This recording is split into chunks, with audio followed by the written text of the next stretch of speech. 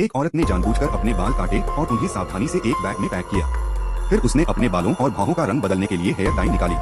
इसके बाद उसने अपने होने के किसी भी निशान को मिटाने के लिए फर्श पर कीटाणुनाशक छिड़का। अंत में उसने एक हथौड़ा उठाया और उसे बेरहमी से अपने ही ऊपर दे मारा। उसने यह सब इसलिए किया ताकि वह पूरी तरह से गायब हो जाए और फिर अपने पति को अपनी हत्या के लिए फंसा सके। उसने 6 महीने लगातार इस प्लान पर काम किया। सबसे पहले उसने अपने पति के सारे क्रेडिट कार्ड को इस्तेमाल करके उससे कई महंगी चीजें खरीद ली जिससे सभी को ऐसा लगे कि उसका पति कर्ज में डूब रहा था। उसके बाद इस केस को और गहरा करने के लिए उसने अपने लिए एक बहुत बड़ी इंश्योरेंस पॉलिसी खरीदी जिसकी कीमत 10 रुपए करोड़ थी और यदि वह मरेगी तो 10 रुपए करोड़ उसके पति को मिलेंगे। उसके बाद वह अपने ही बगल की एक प्रेग्नेंट औरत के साथ दोस्ती बनाती है और उसको घर पर बुलाकर कई बार अपने पति के बारे में शिकायत करती थी कि उसका पति एक नंबर का जानवर है जो कि उसको पीटता था और मारा करता था। यहाँ पर औरत पड़ोसी के सामने एकदम मासूम औरत बनने का नाटक कर रही थी और एक दिन जब प्रेग्नेंट औरत पेशाब करने जाती है तो उसके बाद औरत उसके पेशाब को लेकर प्रेगनेंसी किट में डालती है जिससे सभी लोगों को लगे कि वह एक मासूम प्रेग्नेंट औरत थी।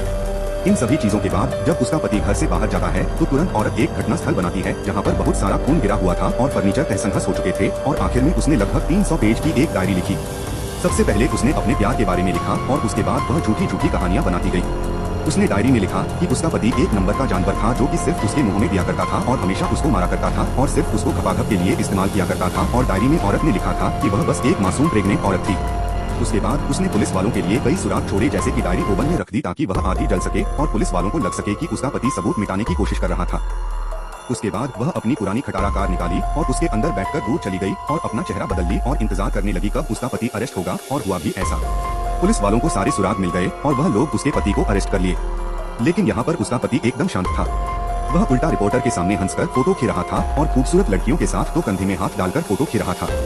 लेकिन यह जितना भी शांत हो यह खबरों में आ चुका था। न्यूज एंकर इसको गालियां दे रहे थे। वह बोल रहे थे कि एक नंबर का कमीना है जो कि अपनी ही प्रेग्नेंट औरत को मार चुका है।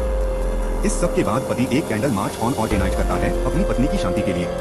लेकिन तभी वही प्रेग्नेंट औरत बीच में से आती है और इसको गालियां बकने लगती।